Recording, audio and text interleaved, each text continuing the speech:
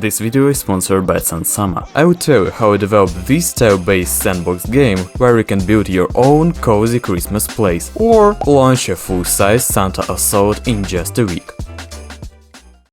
You may ask, why the hell did I start developing a new gem if I already had my channel in need of new videos and a game to be finished? Fair enough. However, the thing was that I wanted to refresh. You see, the last time I learned something for Godot, apart from state machines, was several months ago. Moreover, the last time I developed a gem game was about half a year ago. And at last, I simply wanted to try something new. That's why for 2 weeks before developing Santa's Village Builder, I had been following various Godot tutorials. I tell you, that was fun to learn.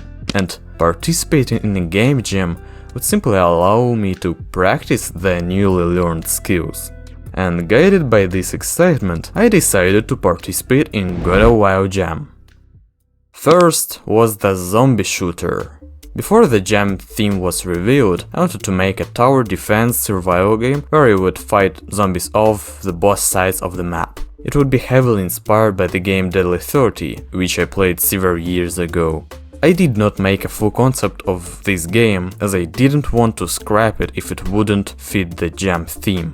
And when the jam started, my expectations were approved. The jam's game was cozy. For a moment I thought, how can I make a survival zombie shooter game cozy? Though I didn't dwell on it for too long, and I took a pen and paper to brainstorm a brand new concept. Second was an economic tycoon. Here is how I started coming up with ideas for the game.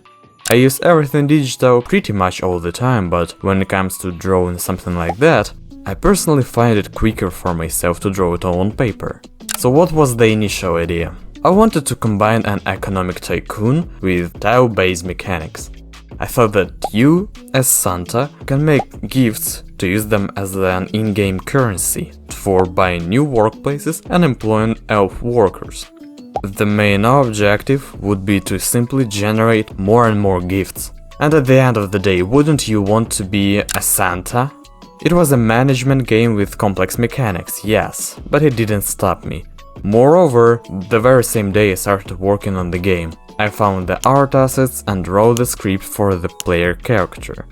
But on the next day, I realized I would do better if I scope down and limit myself to just making a cute sandbox. And frankly, I quite liked the idea. For some reason, it reminded me of all kinds of sandbox games out there, including even Minecraft.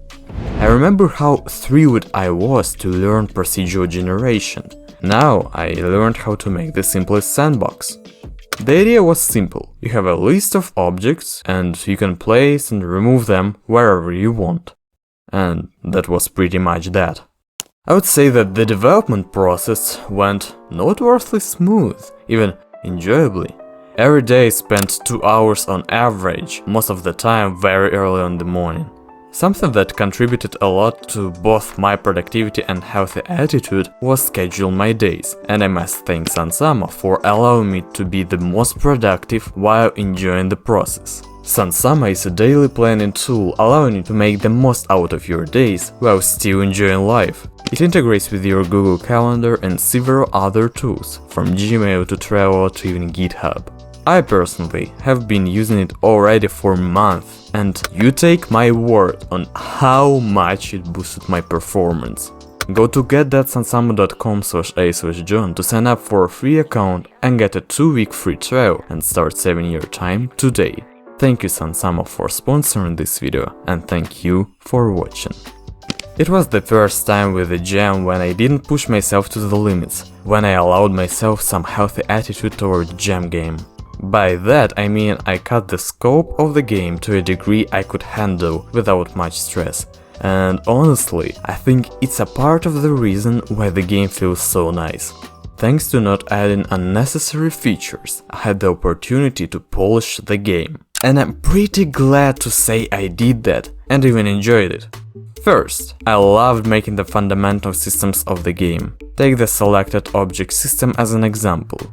I could make a half-baked system that theoretically would work, but also could break the whole game if I had to tweak some part of it. Instead, for every placeable object, there is a resource that holds its name, type, texture, icon, and its scene, if it's not a tile. This resource allows me to have all the information I need about the object I choose. All I have to do is to make sure I reference the right resource at the right time. I delight at coming up with good solutions like this one. It's like making tools for yourself. You make it, you use it, and then you enjoy using it. Or take this soundtrack button. I thought it would be a nice feature to have the music be toggleable, and it encouraged me to start learning about Godot's audio bus system, of which I only had some theoretical knowledge. It didn't come all perfectly, of course. As any self-respecting and knowledgeable developer, I had to make a mistake in some variable name, and I did that. I spent about an hour trying to remake actors so that their animation would work. Turned out it was just these 2 lines of code that screwed everything up. And now look how they should look. All in all, I am happy with how the game turned out. Not only did I apply the new knowledge, but also the game came out quite enjoyable. It is such a delight to be able to play your game and have fun, you know, especially when you know others can enjoy it too. When I first came up with the game's concept, I was afraid a zombie shooter would do better. But, you know, I have no regrets whatsoever about daring to try the sandbox genre for the first time. Let me know in the comments what you think about the game and what you would want to see in it. And hey, Merry Christmas to you all, people! It seems like it's going to be my last video of this year, and on this occasion I want to thank you for being with me. This year I started this channel, and I cannot overestimate how life-changing were the events in my life that happened due to YouTube one way or another. All the best to you in the upcoming 2022. It was Ives, and see you in the next year.